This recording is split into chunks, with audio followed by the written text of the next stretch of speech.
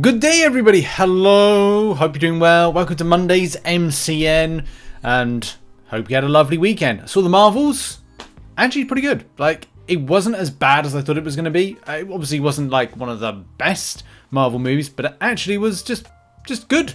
It was good. And let's get right into the show. There's a lot of things that are still requiring some answers to them. Of course, we've got the compensation thing about, Paragon Gauntlet repeating, people saying they've done it twice, 3 times, and how that kind of affects like getting rewards, spicy rewards, and how it's not really particularly fair. If you didn't see Saturday's video, actually go and see Saturday's video. Hopefully there's an update today, but don't hold your breath. We'll have to see. And also, I would err on the side of caution when it comes to the likes of certain champions. A lot of people seem to be hyping certain champions for Necropolis, and I would say, you got to err on the side of caution, especially with a lot of people talking about different things. Oh, this champion feels like it's been nerfed, and look, okay, there's some stuff with Baron Zemo we've got to chase up on. So yeah, just hold everybody, be a bit calm. We'll see what happens with Necropolis because it's released this week and some of the champions that can really work. But also I want to give a massive shout out to Super Duper Boo. It's always really interesting seeing champions in action and especially doing 3.4 million damage in, I think this is Labyrinth of Legends. It definitely looks like it could be. Yeah, it is a Labyrinth of Legends because it's a 5-star gear team. But if you want to see some fantastic amount of damage, then look no further than this video, which I'll put a link to in the description. That's a lot of bleed chip damage, isn't it? It definitely means that you might want to be tempted to rank 5 your 6-star Aegon, which mine is sort of, I want to say this is an ascended version as well. Definitely inspires me that I might do that. So yeah. Yeah, option for Necropolis, question mark? Don't know, because again, this is a situation of we gotta wait and see, peoples. We gotta wait and see. But look at all that damage right there. That bleed damage is beautiful. 21k per tick.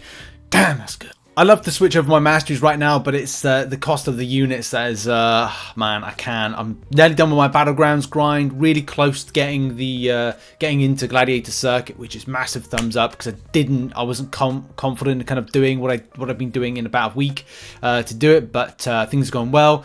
But in any case, like, it's a cost to kind of switch over your masteries. I wish we had mastery loadouts, and I wish they were going to be free, but I just don't think they're ever going to be free. But we'll have to see. But now on to more substantial kind of news and information. As you know, at the start of last week, we had a bit of an issue when it came to a bug with Nick Fury.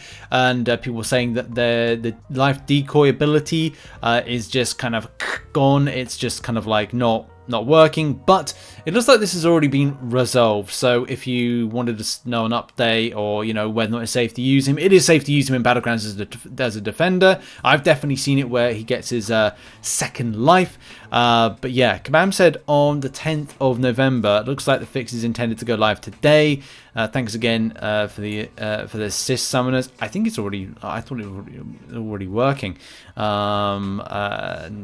MC Hazard says, I have a feeling it's because the Grandmaster boss in Necropolis can bypass life model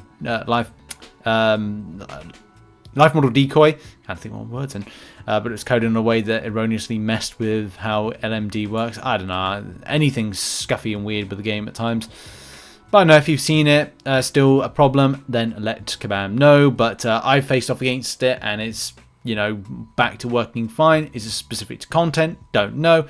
But if it's bugged, then make sure to do a support ticket.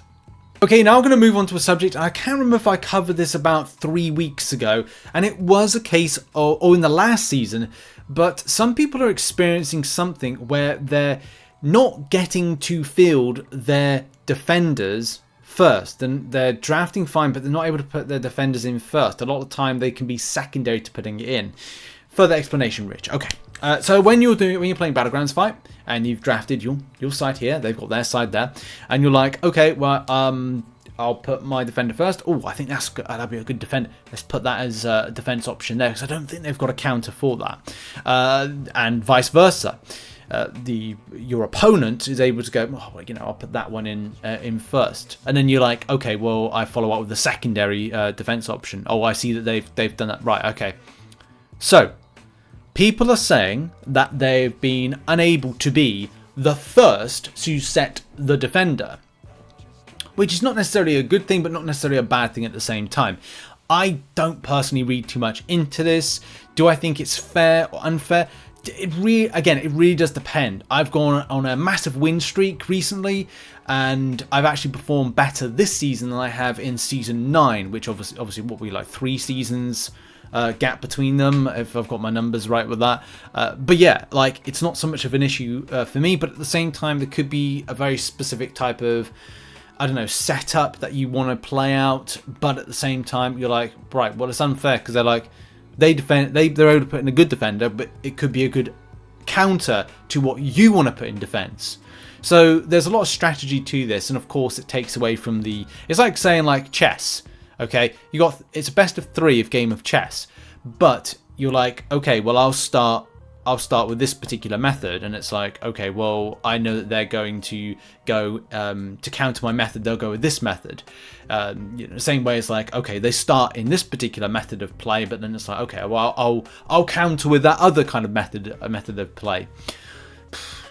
Same thing with football, with American football, with all different types of games or things. It's like, oh, here's a good one, like relay. Like, a lot of time people will end with their fastest sprinter in a 4x100 relay, but they'll start with their slowest, or they'll start with their quickest and then with their slowest, or they have the slowest in the set. It's the thing about strategy, isn't it? And then you go, okay, well, this particular country is fielding that person as position 3 in the relay. So you're like, okay, well, we'll counter with that one because we know we can gain a little bit more in kind of like distance. So it's all down to strategy, isn't it? But it was interesting to read this. I've gone off on a tangent. I apologize. But yeah, Derpy Eagle says that entire BG season, 50 plus games, and I chose champion first, 50-50 games. There was not one game where I didn't suffer first and last defense throwdown. It sounds unlikely, but I'm not lying. I collected data from the season. I had to throw down literally every single time. So can we get the statistics on what makes the decision, or is it my account bugged? I think it was very interesting because they said Vibranium 2, it might sound dramatic, but I recorded the last 50 games every single time it happened.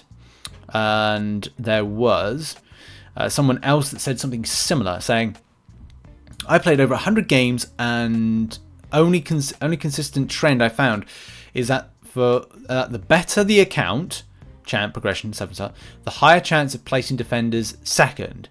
In Vibranium 2, I have placed first 15 times and second once. That's really interesting. The one time I placed second, I had much better roster than my opponent. He had 2 rank 4s I banned, as opposed to my 7, and his other champs were rank 3s. I think it's been made so that people with better accounts get to go second, and so smaller paragons are struggling in Vibranium. Interesting. It's an interesting concept, and at the same time, like, I'd be interested to know if Kabam would ever respond to something like this. As I said, there's a few things that Kabam, need to respond to in regards to, potential compensation for Paragon Gauntlet, Champions activity when it comes to performance, the situation of Baron Zemo because of Necropolis coming up, route mechanics, loads of different things like that. We'll have to go back to the Trello board at some stage and have a look at what's on the list, but it's still very interesting to note when, and this is the thing, I think I've seen Anch's thread, there's been several, and I think we covered it on the channel. It's very weird. Battlegrounds has some weird mechanics within it, and algorithmic matchmaking mechanics and prioritization mechanics with stuff, which is all very... look, at the end of the day, everybody wants to be sus about Battlegrounds. You see constantly on the threads, which I made a video about, people are like, is this legit? Did they play well? And everybody is kind of like asking question marks of the functionality of Battlegrounds, its performance, and we don't really get a lot of answers when it comes to Kabam on the subject of, what's going on behind the hood. Do we need to know? Possibly. Would it be nice to know? Absolutely. Transparency? It's always debatable with Kabam. I know that they like to throw that around, but it's like always very interesting to note. But yeah, what are your thoughts on this? Have you experienced more drafting for your defense first, second? Do you feel this is something that you're like a bit, you're questioning it? Thoughts in the comment section about this. Now on to and kind of finishing our meteor stories of today, and that is all over the weekend, and that is a new event was meant to come in last week. So a little bit of confusion here for this. I'm sure people might have seen this, which is this thing here, Reunite the Marvels special event. An incursion has scattered the Marvels across the battle realm. It's up to you to reunite them. And I bet, did people think that this was actually going to be a thing? Well, unfortunately, this is a issue slightly with Apple and the app stores. How they describe stuff, and it's really interesting because it's like, I was thinking to myself when I heard about this, I don't think we got an event coming. I've definitely not heard of anything because Kabam would have announced it. Would have been nice to see an event, quite possibly. Do bear in mind that Photon was released back, I want to say it was like July, August time. I actually had this discussion on Twitter with some people from the community where it was like, are we getting an event this month that is about the Marvels?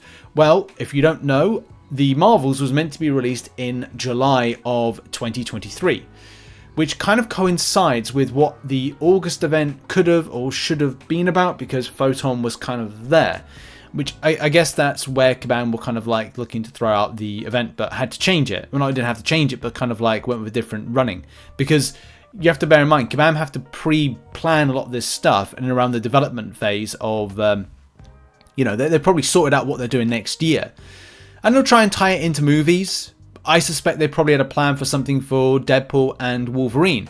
But because that movie has now changed from that February slot to a July slot, that will probably skew that particular event to be, you will may see an event in February, which will probably be, if I'm going to guess, it's going to be a Deadpool Lovers of Battle Realm type event, which has Wolverine within it. But, of course, the film releases in July, so it's going to make, no sense to the release. So Kabam have a bit of a tall order with kind of dealing with this stuff. So yeah, it's interesting. And of course, people were asking the question like, well, what is it? Is it all about? Because it's all about. They said event, not crystal. Yep, absolutely. I think that's for the crystal they brought out, and I think that's the thing. How kind of like it's dealt with. And as Kabam Jax kind of like, confirms, the App Store uses event differently than we do in game. To a non-summoner, a new event would be something new taking place in the game. To all of you experienced summoners, an event as a specific set of in-game content, rewards, etc. There are solo objectives to align with the Marvels, but they are targeting new accounts. So there you go. For new accounts, you get a new event. For us people, there's nothing. But look. We've got Necropolis this week, so you can go and, I don't know, lose everything to that if you want. It's your choice. But yeah, I guess it would be nice to see some kind of like challenge-based content at some stage, but maybe that's something that's going to drop next month, December. And December's a very, very busy month for us in the community. The birthday, the Banquet Event, new event, probably something else, and of course Necropolis is in full swing, but we've got to get Cyber Weekend out of the way as the next kind of big thing after Necropolis. So yes, there we go. That kind of like answers all of that. If you logged into the game and thought, hey, we're going to get ourselves a brand new event, or hoping for a brand new event, and it turns out to be nothing, nada, absolute sausage all. So, we've got to end the video on arena predictions and results for Crossbones and Nebula. Did you grind any of this stuff? Well, let's see what results we have. Right, so we've got some results for you. For Nebula, very low. So if you were able to put in, I think, at least 16 mil, maybe, you could have picked yourself up a 6-star Nebula. It's not too bad, especially with the current meta in Battlegrounds. 5-star version, 12 mil. Crossbones, 50 mil, position 206. We then go down to 46.2 mil, position 290. So it could be a case that putting in at least 44 mil could have got the champion. And then, there's not much information on the 5-star, but predictions for round 2, I'll go with the following. 6-star Crossbones, 44 mil. 5-star Crossbones, I'll go with 25 mil. 6-star Nebula, I'll go with 17 mil, and 5-star Nebula, I'll go with 10 mil. So those are the predictions and results for Nebula and Crossbones. Good luck in the round 2. That has been the MCN for Monday. Hope you have a lovely day, whatever you're doing. Maybe one other video today, and hopefully we get an answer about the Paragon Gauntlet situation. So we'll look out for that. And also, make sure to check out some other content, which will be located on screen right now. Catch up with some stuff that was announced over the weekend or things that have been talked about. And I'll see you all in the next video. Have a lovely day. Bye-bye.